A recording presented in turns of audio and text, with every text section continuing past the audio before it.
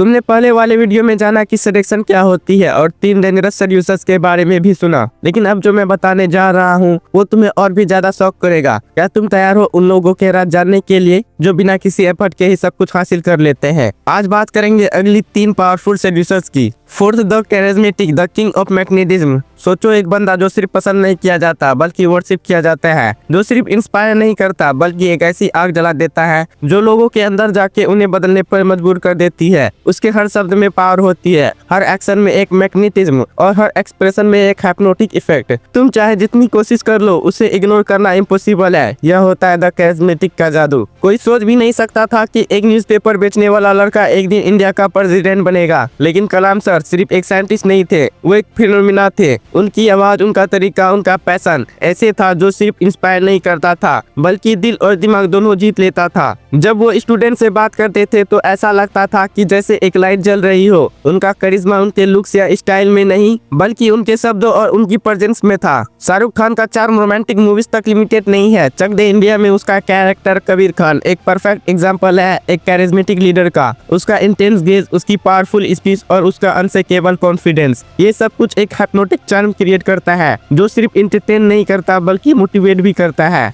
जब वो कहता है मुझे स्टेट्स के नाम ना सुनाई देते हैं ना दिखाई देते हैं, सिर्फ एक मुल्क का नाम सुनाई देता है, इंडिया। मुझे स्टेट्स के नाम ना सुनाई देते हैं ना दिखाई देते हैं, सिर्फ एक मुल्क का नाम सुनाई देता है, इंडिया।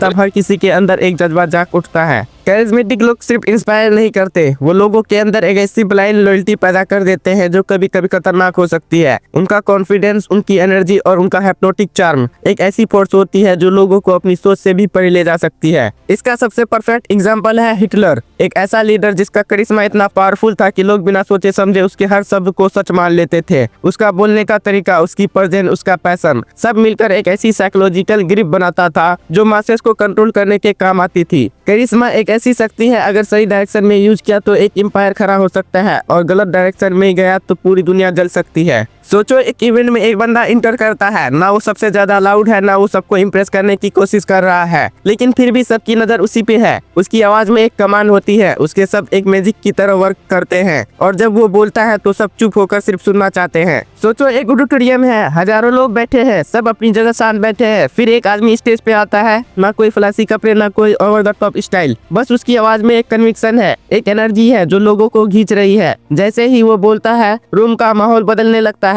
लोग बिना पलके झपकाए सुनने लगते हैं। यही होता है करिश्मा का असली जादू और कैरिज्मेटिक बनने का सबसे पहला रूल, कन्विक्शन के साथ बोलो। तुम जो भी कह रहे हो उस पर खुद 200% बिलीव करना चाहिए। लोग तुम्हारे शब्द नहीं तुम्हारे बिलीव को फील करते हैं। जो भी बोलो ऐसा बोलो कि सामने वाले को लगे यह बंदा जो कह रहा है वो सच ही होगा, चाहे एक सिंपल बात ही क्यों ना हो। अगर तुम उसे कॉन्फिडेंटली बोलोगे तो लोग उस पर ट्रस्ट करेंगे। दूसरा सीक्रेट, एक्सप्रेसिव बॉडी लैंग्वेज रखो। एक कैरिज्मेटिक इंसान सिर्फ शब्दों से नहीं, अपनी आंखों, अपनी जेस्चर और अपनी पोस्चर से भी इम्पैक्ट डालता है। जब तुम किसी से बात करो, आई कांटेक्ट मेंटेन करो। ऐसा नहीं कि क्रीपी स्टेयर दे दो, लेकिन एक पावरफुल गेज रखो जो सामने वाले को फील हो कि तुम सच में इंटरेस्टेड हो। अपने हाथों का यूज करो लेकिन ओवर एक्ट मत करो। एक कंट्रोल इम्पैक्टफुल मूवमेंट तुम्हारी प्रेजेंस को इंस्टेंटली बढ़ा सकती है। और करिश्मा सिर्फ स्मार्ट होने से नहीं आता, इमोशनली कनेक्ट करने से आता है। लोग हमेशा उन्हीं इंसानों की बात सुनना पसंद करते हैं जो उनके इमोशन को टच कर सके। तुम्हें सिर्फ फैक्ट्स नहीं देने, तुम्हें उन फीलिंग्स को जगाना है जो लोगों के अंदर चुप के बैठे हैं। अगर तुम किसी बंदे को उसकी लाइफ से रिलेट करने वाले इमोशन महसूस करा पाए तो समझ लो तुमने उसका दिल जीत लिया। और लास्ट बट सबसे जरूरी बात, मैग्नेटिक एनर्जी रखो। जब तुम किसी रूम में इंटर करो तो लोग ऑटोमेटिकली तुम्हारी तरफ अट्रैक्ट हो।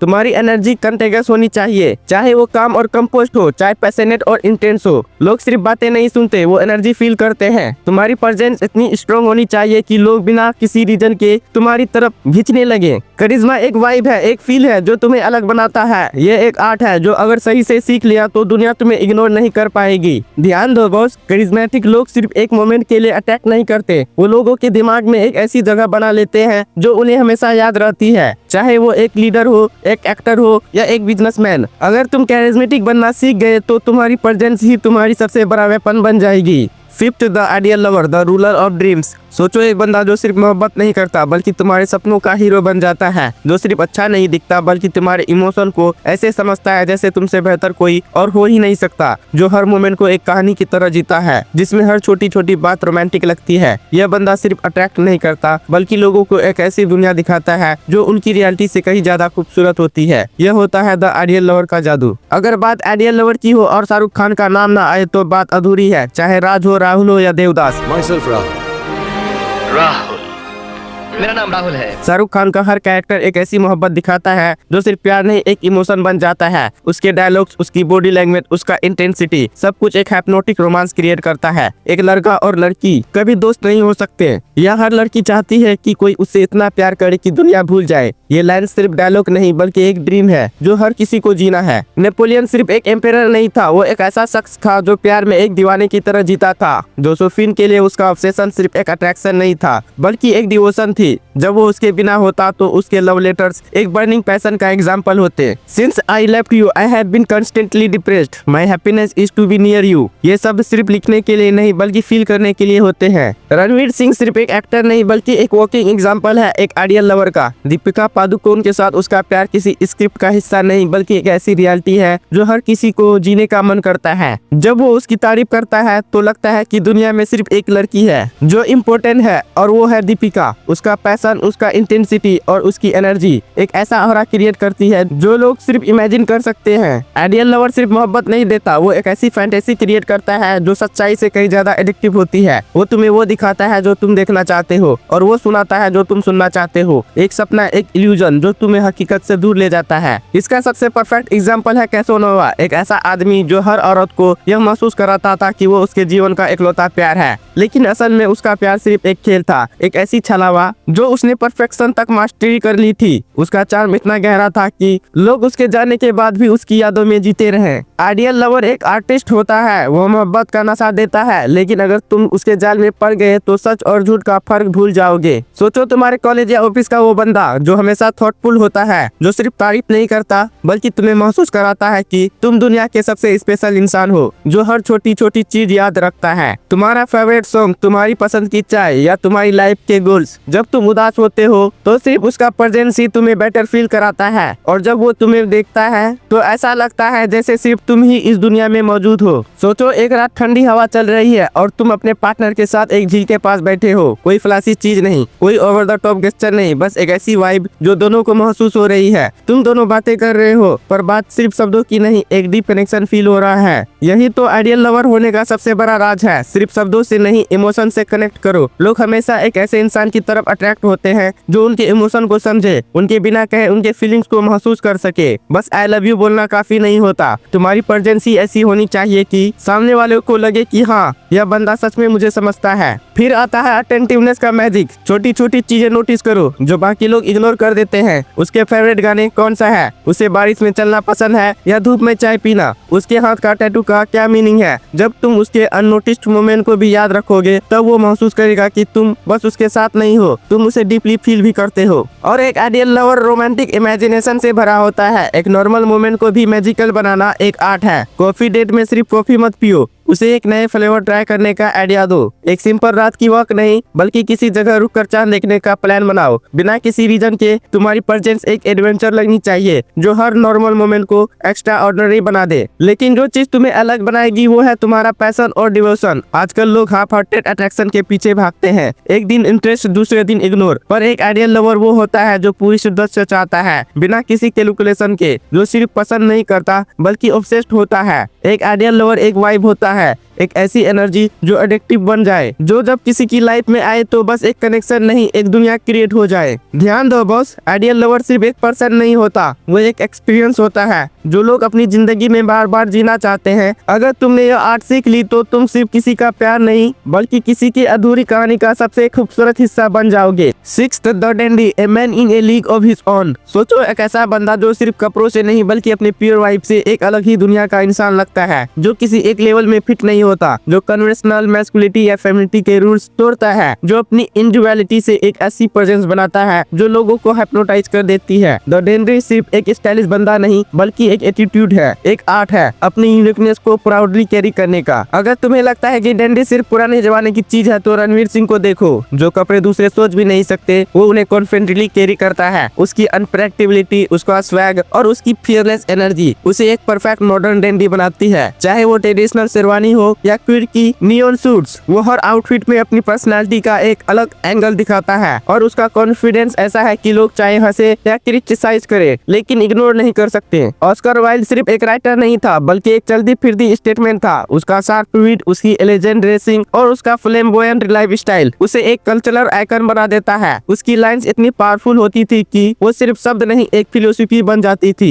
One should either be a work of art or wear a work of art. वो अपनी इंडिविजुअलिटी से दुनिया को चैलेंज करता था और यही एक डेंडी का असली चार्म होता है। हैरी स्टाइल एक मॉडर्न डेंडी का बेस्ट एग्जांपल है। वो जेंडर नॉर्म्स तोड़ता है, जो चाहता है पहनता है और एक एफर्टलेस एलिगेंस कैरी करता है, चाहे वो पर्ल्स हो या हाई वेस्टेड पैंट्स। वो हर आउटफिट में एक फियरलेस एटीट्यूड दिखाता है। उसका चार्म सिर्फ उसके लुक्स में नहीं बल्कि उसकी पर्सनैलिटी में भी है। वो प्लेफुल है, थोड़ा मिस्टीरियस है और हमेशा अपनी इंडिविजुअलिटी के साथ खड़ा रहता है। डेंडी सिर्फ एक फैशनेबल आदमी नहीं होता बल्कि एक रेबेलियन होता है, एक ऐसा शख्स जो दुनिया के रूल्स तोड़ता है, अपनी अलग दुनिया बनाता है। वो किसी एक चीज से बना नहीं रहता, किसी एक मोहब्बत का कैदी नहीं बनता। उसकी सबसे बड़ी ताकत उसकी आजादी होती है, लेकिन यही उसका सबसे बड़ा खतरा भी होता है। इसका सबसे परफेक्ट एग्जांपल है ऑस्कर वाइल्ड, एक ऐसा आदमी जो अपनी जिंदगी अपने तरीके से जीता था, सोसाइटी के नॉर्म्स की परवाह किए बिना। उसके शब्द, उसका एटीट्यूड, उसकी पर्सनैलिटी लोगों को अट्रैक्ट करती थी, मगर उसकी यही फ्री स्पिरिटेड नेचर उसके खिलाफ भी गई। उसकी लाइफ एक मास्टरपीस थी लेकिन सोसाइटी के कठोर रूल्स उसके अगेंस्ट खड़े हो गए। डेंडी का चार्म सबको अपनी तरफ खींच देता है, मगर जब तुम उसके करीब जाने लगते हो तब तुम्हें समझ आता है वो किसी का नहीं, सिर्फ अपना होता है। सोचो तुम्हारे कॉलेज या ऑफिस का वो बंदा जो हमेशा थोड़ा अलग दिखता है, जो क्राउड में भी एक अलग ही एनर्जी लेके आता है, जो सिर्फ कपड़ों से नहीं बल्कि अपनी कॉन्फिडेंस और अपने यूनिक चॉइसेस से स्टैंड आउट करता है। जो चाहे लग्जरी सूट पहने या रिप्ड जीन्स, उसका स्वैग इतना स्ट्रॉन्ग होता है कि कपड़े सिर्फ एक एक्सेसरी लगते हैं। और जो लोगों की अप्रूवल का वेट नहीं करता बल्कि खुद एक ट्रेंड सेटर बनता है। सोचो एक ऐसा बंदा जो भीड़ में भी खड़ा हो तो सबकी नजर उसी पर जाए, न सिर्फ उसके कपड़ों की वजह से बल्कि उसकी वाइब की वजह से। वो अलग दिखता है, अलग सोचता है और सबको एक अजीब सी क्यूरियोसिटी होती है, ये बंदा आखिर है कौन। यही होता है एक डेंडी का सीक्रेट। अपनी इंडिविजुअलिटी को एम्ब्रेस करो। एक डेंडी ट्रेंड का गुलाम नहीं होता, वो ट्रेंड सेट करता है। जो पसंद है वही पहनो, चाहे वो एक विंटेज सूट हो या रिप्ड जींस और बूट्स। तुम्हारे कपड़े तुम्हारी आइडेंटिटी का एक्सटेंशन होने चाहिए, बस एक कॉपीड स्टाइल नहीं। एक डेंडी वो पहनता है जो उसका मूड और पर्सनैलिटी रिफ्लेक्ट करे, चाहे दुनिया उसे समझे या नहीं। और कॉन्फिडेंस रखो, कपड़े सिर्फ तब स्टाइलिश लगते हैं जब तुम उन्हें कॉन्फिडेंटली कैरी करते हो। अगर तुम खुद को देखकर डाउट करोगे तो सामने वाला भी करेगा। चाहे सूट पहनो या कैजुअल हुडी, अगर तुम्हारा चलने का तरीका, तुम्हारी बॉडी लैंग्वेज और तुम्हारा एटीट्यूड पावरफुल है तो कपड़े सेकेंडरी हो जाते हैं। साथ में मिस्ट्री क्रिएट करो। एक डेंडी सिर्फ स्टाइल नहीं, इंट्रिग का भी मास्टर होता है। हर चीज ऑब्वियस मत बनो, थोड़ा अनप्रेडिक्टेबल रहो। कभी फ्लेम्बोयंट, कभी रिजर्व, कभी एक डीप फिलोसॉफिकल बात, कभी एक अनएक्सपेक्टेड जोक। ये अनप्रेडिक्टेबिलिटी ही तुम्हें इंटरेस्टिंग बनाती है और लोग तुम्हें और जानने के लिए अट्रैक्ट होते हैं। इसके साथ ही चार्म और विट डेवलप करो। लुक सिर्फ आधा गेम है, बाकी आधा तुम्हारा दिमाग और पर्सनैलिटी खेलती है। एक डेंडी सिर्फ अच्छे कपड़े पहनकर इंप्रेस नहीं करता, वो बातें ऐसी करता है जो लोगों के दिमाग में अटक जाए। स्मार्ट ह्यूमर, डीप इंसाइट और एफर्टलेस चार्म उसका असली वेपन होता है। एक डेंडी कोई नॉर्मल बंदा नहीं होता, वो एक मूड है, एक वाइब है, एक एनर्जी है। जब वो कहीं जाता है तो सिर्फ दिखाई नहीं देता, महसूस भी होता है। ध्यान दो बॉस, डेंडी बनना सिर्फ ड्रेसिंग का नहीं बल्कि एक माइंडसेट का खेल है। एक डेंडी सिर्फ एक बंदा नहीं होता बल्कि एक वाइब होता है जो लोगों के दिमाग में चिपक जाता है। अगर तुमने यह आर्ट सीख ली तो तुम सिर्फ स्टाइल नहीं बल्कि एक चलती फिरती पहेली बन जाओगे, एक ऐसी मिस्ट्री जो लोग सॉल्व करना चाहेंगे मगर कर नहीं पाएंगे। बॉस तुम कौन हो? क्या तुम एक कैरिज्मेटिक हो जिसकी सिर्फ प्रेजेंस ही काफी है, बिना कुछ कहे भी लोग तुम्हारी तरफ खींच जाते हैं जैसे तुम्हारा वजूद ही एक मैग्नेट हो? या तुम एक आइडियल लवर हो जो किसी के सपनों का वो हिस्सा है जिसे देखते ही फंटेसी रियलिटी बन जाती है, एक ऐसी चार्म जो दिल से कभी मिटा नहीं जाती? या फिर तुम एक डेंडी हो जो खुद एक ट्रेंड है, एक अलग वाइब है जिसका स्टाइल, सोच और एटीट्यूड दुनिया को फॉलो करना पड़ता है? सोचो, महसूस करो और बताओ तुम कौन हो। अब तक हमने 6 सेड्यूसर को डिकोड किया और सबसे ज्यादा डेंजरस और मैनिपुलेटिव सेड्यूसर तो अभी बाकी है, जो तुम्हारे इमोशन के साथ खेलते हैं और बिना तुम्हें पता चले तुम्हें अपने कंट्रोल में ले लेते हैं। अगले वीडियो के लिए रेडी रहना क्योंकि ये लास्ट 3 सेड्यूसर तुम्हारी सोच को हिला देंगे। अगर तुमने पहले या सेकेंड पार्ट नहीं देखा तो डिस्क्रिप्शन में लिंक दिया गया है, जाके देख लो क्योंकि ये सीरीज इनकम्प्लीट है बिना उन वीडियोस के।